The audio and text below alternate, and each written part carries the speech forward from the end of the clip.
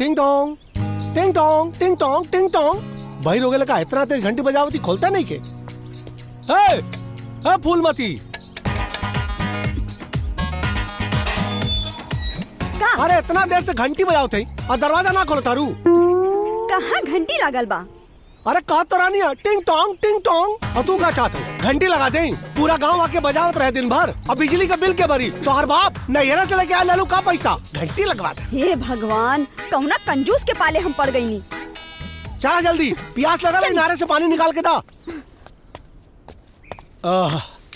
बाप रे कितना गर्मी है। कहीं तो हम एसी चला दी।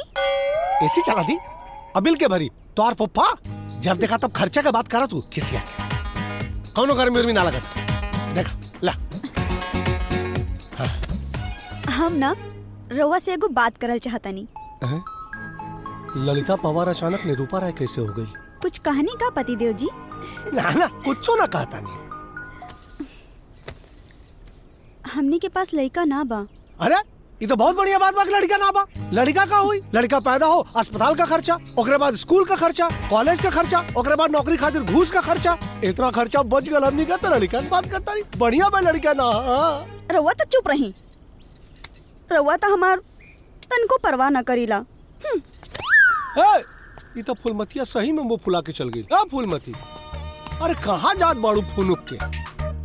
रउआ ना हमारे को बात ना मानीला। अरे ना तो के लड़का चाहिए ना? हाँ तला हम बन जाते लड़का। मम्मी भूख लगल बा खाना दा मम्मी। रउआ चुप रही। हम तय कर लेले बनी का